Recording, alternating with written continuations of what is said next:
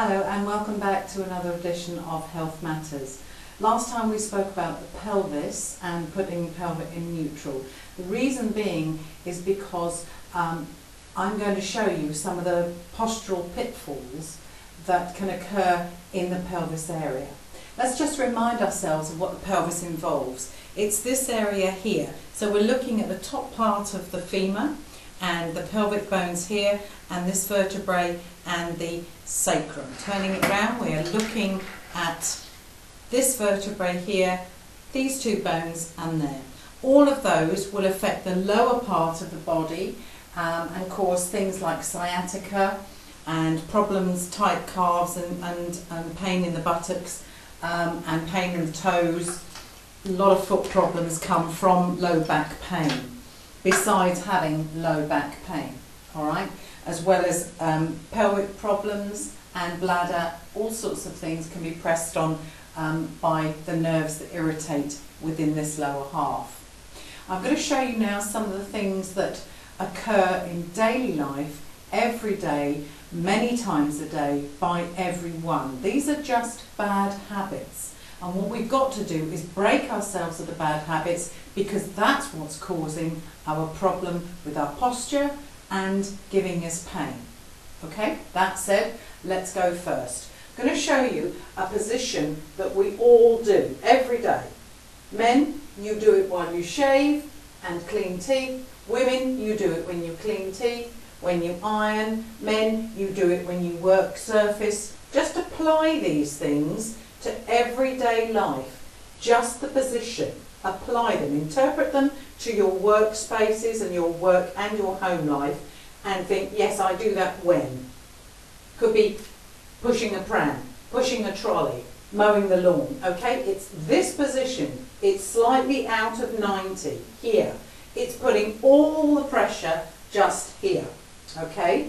Now, the correct way of doing it, feet slightly apart, bend down and tuck and go over. Can you see that I'm now putting the pelvis in neutral, tucking down, and I'm now not doing it. So I'm cleaning my teeth, no problem.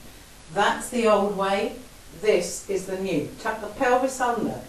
That disconnects this lower part. You can do it for every single movement that involves moving the back. Tuck the pelvis in, and then it keeps the back straight. Tightens up the tummy panel and goes forward. Okay, that's fine. Pushing a pram, you can actually keep and tuck the pelvis under while you're doing it. Let's have a look at another thing. Women, you're always on your hands and knees. Okay?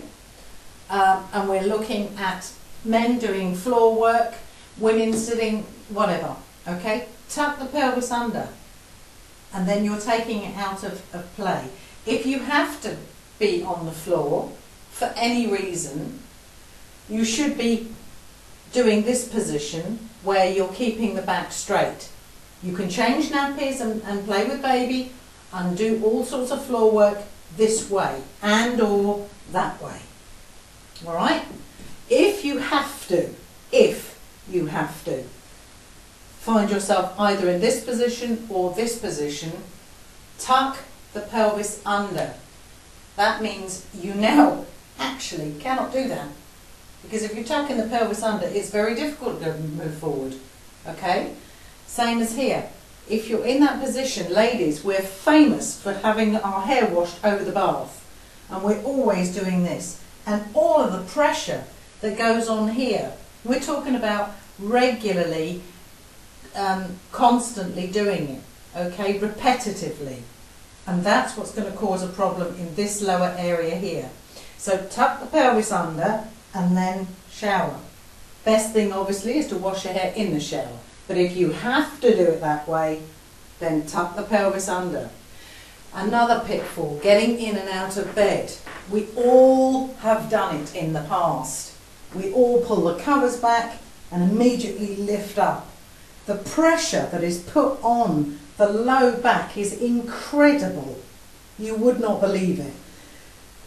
Correct way, bring the knees up and together. Go over to the side, that brings the whole of the body over to the side like it just did with them. Let the feet go over the side. As it counterbalances, the rest of your body comes up. okay? And then you can get out.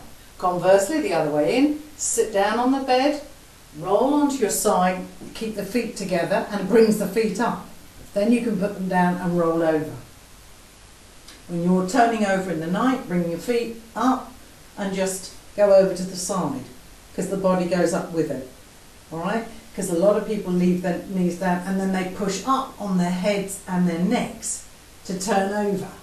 It's, it's so bad for you, it's incredible, all right? So practice that. It takes practice. To change a habit of any description takes practice. Think about them logically and you will understand where I'm coming from. My next pet hate is getting dressed from a standing position. Children have been taught this, you were taught this as a child. To lift one leg and put one knicker in, one knicker leg in there and then stand up and pull as you're doing it. When you get older, you rock from side to side and teeter and you will put your back out from having done all those other things and loosened it repetitively over the years. It won't tolerate it. Trust me on this, it will not tolerate it.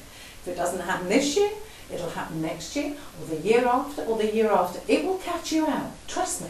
Nobody gets away with it. All right? Nobody gets away with it. Get dressed from a sitting position. You can't fall from a sitting position. You can't teeter. You cannot get a fractured neck or femur, fractured pelvis, or have a replacement hip because your hip is now busted. Can't do it. Can't fall from a sitting position. Sit down, one leg, two legs, stand firm on two legs, pull up. Same thing with skirts, tights, trousers, same thing, conversely the other way. Take them down, sit down and pull them off.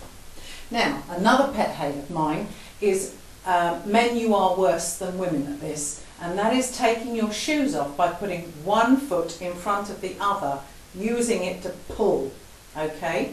Now, it's difficult for me to demonstrate this to get me all in the picture, but you can imagine what we're doing, especially those people with trainers or wellies. You put one foot in front of the heel of the heel of the foot in front of the toe of the other, and then you pull back. And what that does, because you keep your legs straight in order to do it, it attacks this part straight here. And it only just happens to go, if it's weak, it'll go click. You won't even be aware of it.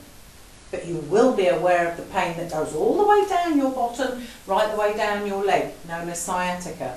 If that vertebrae here comes out, it will cause you sciatica. Trust me on this. I deal with it 6-7 times a day with patients that come in having got sciatica. All right?